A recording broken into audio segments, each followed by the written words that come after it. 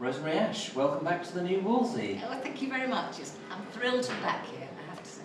And back with a play I understand you know quite well, Noises Off. Well, you say I know quite well. It was 10 years ago that I did it with the lovely Pete Rowe, who is directing again. And I have to say, when I revisited the script recently, I sort of got it off my shelf and dusted it off. I thought, how did I learn it? Because I've done lots of things in between. Yeah. But I love doing it, and I can remember at the time thinking, oh, remember this is such a fantastic play, such a fantastic part.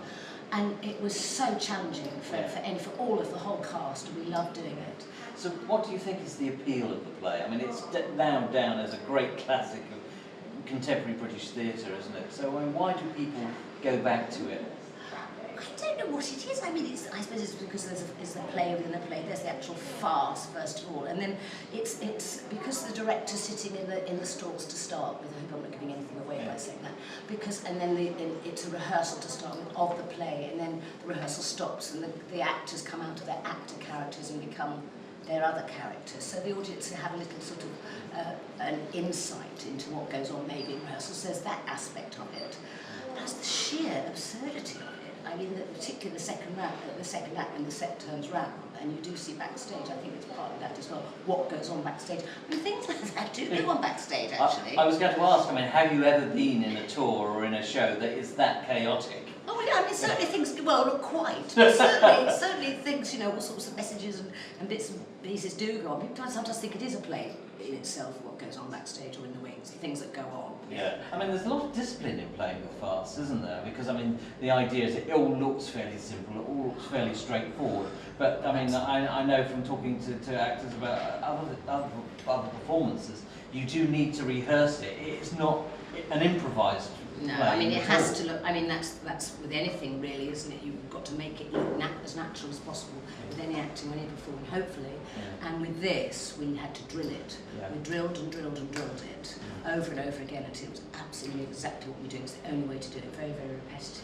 But I think that applies to lots of things. I've just been doing a tour of Stepping Out, for example, and it's the same in that, because that was a play about tap dancers not being able to dance well, and actually the people in the cast could dance well, so they had to act so they couldn't, and they had to drill that as well, you know, to make sure all the routines, all the bad routines work spot on and the same every time. So yeah, I mean, that's called rehearsing. Yeah, but also the fact that it's one of the tricks of being an actor, isn't it? Of making something, even though you're doing it day in, day out, particularly if you're doing it in a long run, of keeping it fresh, making it look spontaneous. I mean, do you have a trick so it keeps something fresh? Is it? Well, I think what I basically feel is that the audience are seeing it, most of the audience are seeing it for the first time, they paid their money, you owe it to them. I mean, let's face it, you know, we're all only human, and there are times when you think, if you're doing 8 shows a week, or say in pantomime, which I'm just about to do 12 shows a week, someone just think, oh, how am I going to do this? And you have to think, no, come on, you know, you're doing it for them.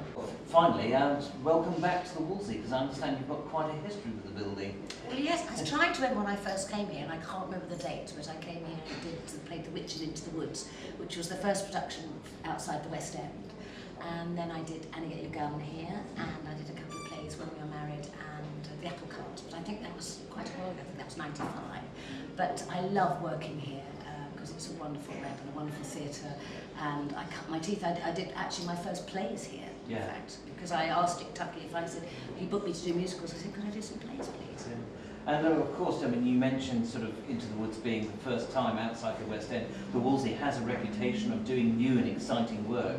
And of course, they've just staged the world premiere of It's a Wonderful Life. Yes. Yeah, I don't know if you saw it. I did. I came down specially to see it. I had a night off and came to see it because Steve Brown, who's the composer, I know well, and he wrote Spend, Spend, Spend, which I did some years ago.